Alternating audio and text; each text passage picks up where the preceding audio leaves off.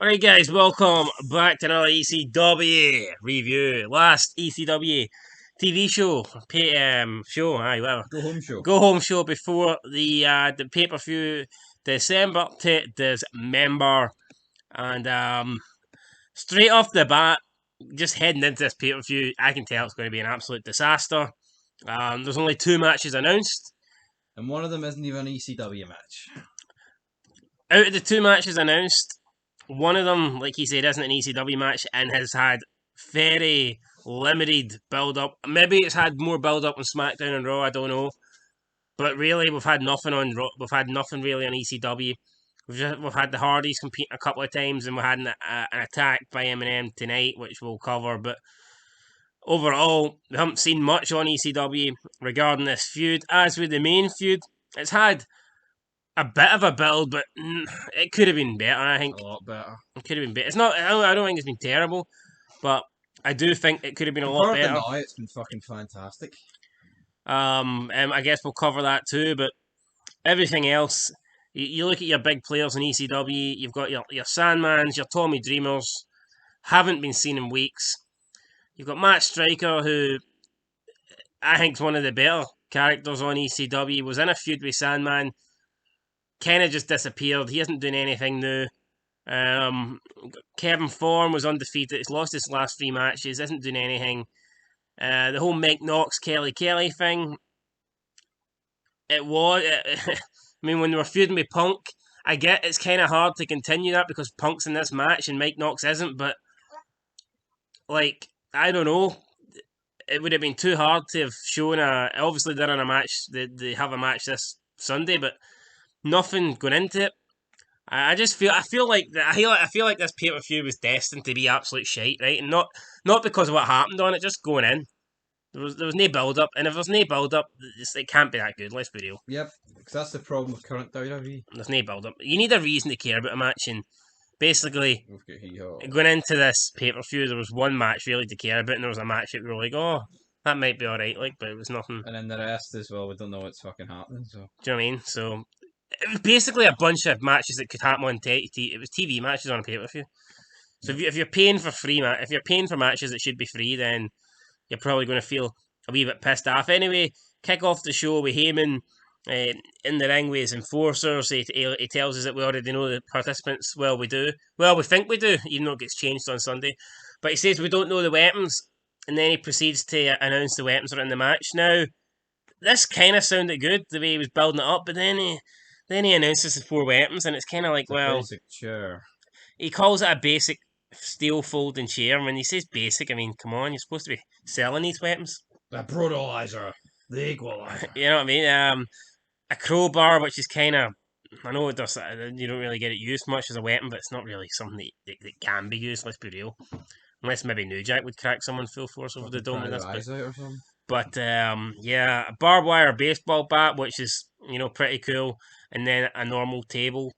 To me, why couldn't they have had the barbed wire table? The barbed wire sheet thingy. To me, that would have been better.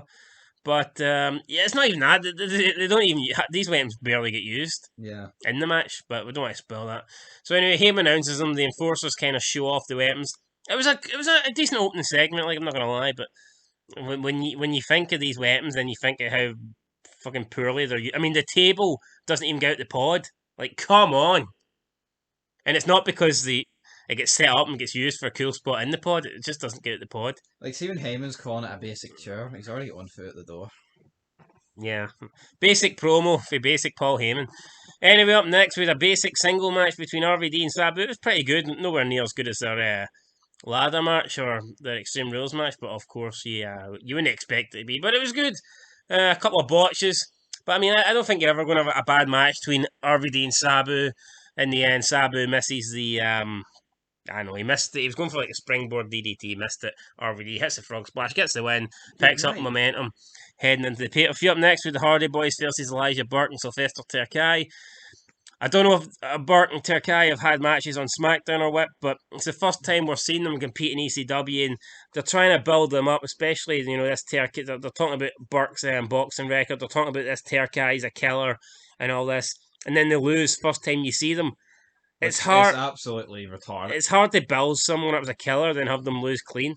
Not that I'm not saying the Hardys are jobbers, like, but I don't Long know. term, Hardys aren't going to be on ECW. These guys are, To me, would it have been the end of the world if this ended in a DQ and and that's and why Eminem. Eminem came Because out they came out anyway. to stop the match? Like, if you're having Eminem come out, it just does. To me, this does not make any sense unless Burke can sort. It's different. The FBI, right? I've got no problem. The Hardys beating the FBI, no big deal. But if you're going to try and portray these two as fucking the next big things on ECW, then having them lose in their debut match when it was not necessary. If you're going to have Eminem come out, retard it. Yeah, I know all these wrestling people would say, well, you've never worked a day in the business, so you don't know shit. But You go fuck yourself. That I, logic's I pish. know basic fucking logic. It's not what I mean. It's like, never been a football manager, but I can tell when someone's making a fucking retarded decision. I fucking hate that about your Vince Russo's and that. Oh, you never worked a day in the wrestling. I mean, fuck. No, I mean, it's for something that's fake. They make it as if it's like the holy grail of the world that you can't. Oh, how dare you have an opinion? Like, I mean, as much as I think all these guys that have make wrestling their life are pathetic. Like, I mean, I still think they're entitled to an opinion. Like Vince Russo said he loves baseball, he's watched it all his life. Well, Vince Russo would be able to tell who's good at baseball and who's not good at baseball. He'd be able to tell who's a good team and who's a bad team. But apparently you can't tell who's good in the ring or not. Fuck that, see that logic's shite. Oh, you don't know Ryback's pish because you've never been in the ring. He's fucking garbage. I mean, he is. Just like Messi's one of the best ever, if not the best ever. Never, no, I mean I've never played a professional game of football, but don't need to. Oh, you think Roger Federer's the GOAT? You can't say he's the GOAT. You've never played a game of it. Do you know what I mean? That logic. It's fucking. How dare you think Lewis Hamilton's the best ever, better than Schumacher? He's never raced a car. You can't drive a car. You can't even ride a bike. But anyway, the point is, I hate that fucking logic. Yeah, I'd beat Sir Chris Hoy any day of the week. Without the drugs. Anyway, so there you go. The Hardys get battered, Eminem leave the ring with Melina.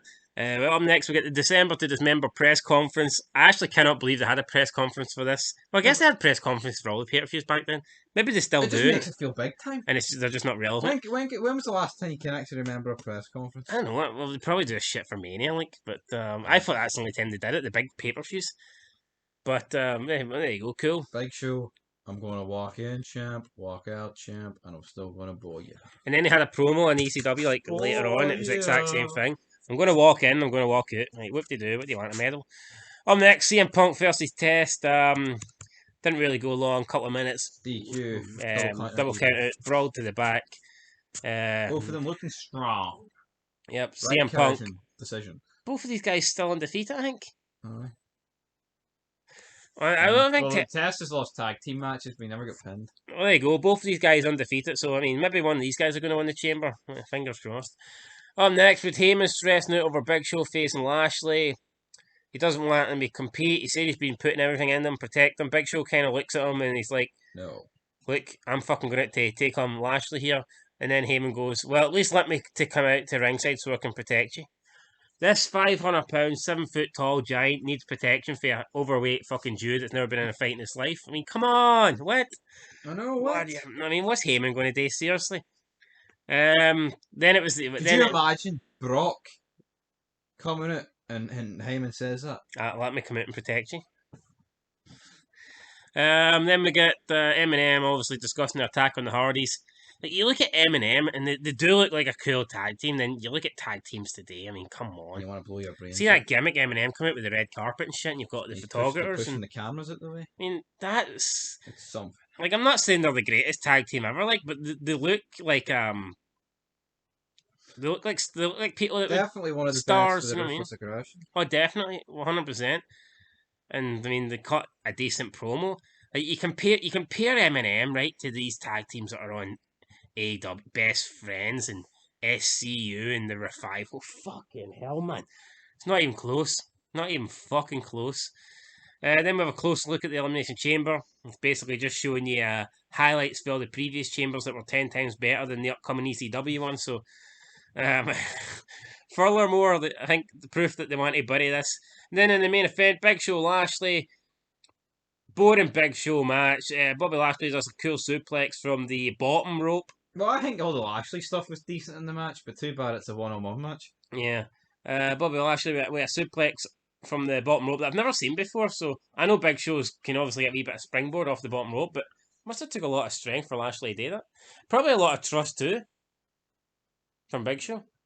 Damn right. I've never seen. Well, I mean, I guess you could say Goldberg, but when Goldberg did the jackhammer, Big Show was a lot leaner than he is now, and a lot younger. It probably made it easier to lift. This is an older Big Show with a shitload more weight, which probably makes it harder to get him up. Damn right. But people say Goldberg's got no strength. I fucking disagree. He does. If you jackhammer Big Show, even if he's in his prime, you've got strength, right? Let's be real. Could Goldberg do it now? No. But No. But like, I mean, there's a difference I think between like Cena lifting Big Show on his back for an AA or FU, and Goldberg legit lifting Big Show over his head for, you know what I mean? So, because he's got to fucking hold them up. whereas Cena's basically letting his back. Not that I'm saying Cena's achievements, FU and the Big Shows are pish, but it's a fireman's carry. Firemen learn that technique. That's why it's called that, because firemen need to be able to lift people out of burning buildings.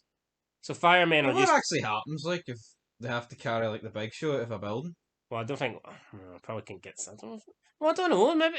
Nah, not your average fireman. Do they have to call Big Match John and be like, right, mate? Well, no, that's why it's called a fireman's carry, because that's firemen they're taught like a certain technique to be able to lift. No, but what actually happens if, like, it's a fat bastard that weighs about 700 pounds? Probably have to get a couple more fire trucks in and be like, yo, Fucking leave him in there. double teaming it with you. Bastard fry. It's going to be a double FU tonight. Anyway, though, actually, as the match won, it comes the hooligans. The enforcers. Tess comes out, big massive bit of snot, man. He gives the big boot to Lashley, and then a big massive snorter comes out his nose. Better than I think Big Show's done his career. Big Show then does a choke slam to Lashley. Does the fucking laziest final cut I've ever seen. You don't think you've seen this because you never said that looked pathetic, but it did. It looked fucking awful. No, this was bad.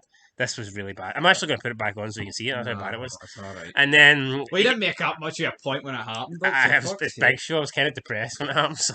And then Heyman starts beating him up, and the five of them are kicking away at Lashley. Why no RVD or I guess RVD's kind of thinking, well, hold on. I was getting battered for weeks and they'd come out and help me. And I guess the booking is, well, you got to have the heels look stronger into the... But I mean, to me, I think it would have looked better if you had Punk, RVD and Sabu come out and Heyman's squad still got the better of them. Then Hardcore Holly could have come out, you know what I mean?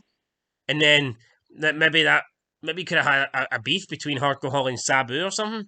All this did was make it look like Bobby Lashley's the only guy that can win. Exactly. If you have...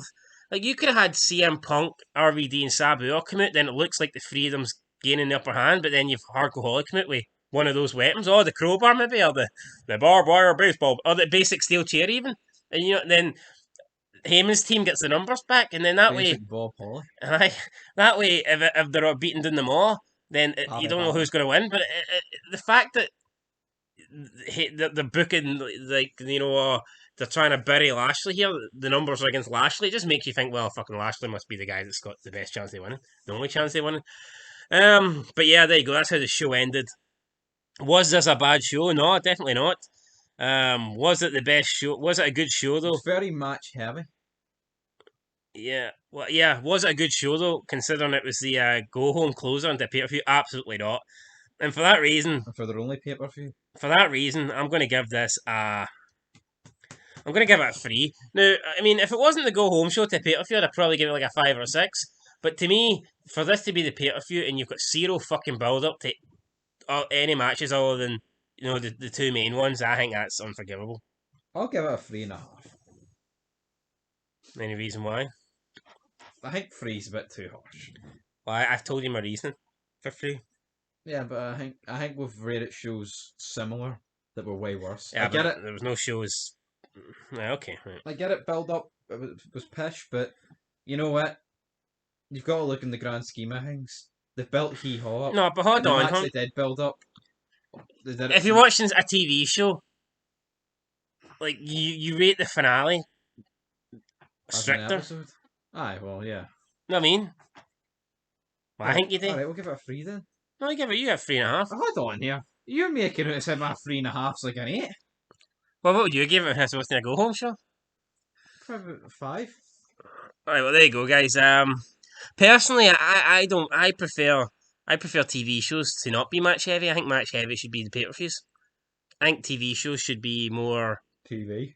Yeah, like more segments and promos and backstage skits and all that. To me, you know what I mean, the matches should happen. But I guess they did that. I mean, Big Show Lashley didn't go long. CM Punk Test didn't go long. RVD Sabu did kind of go long.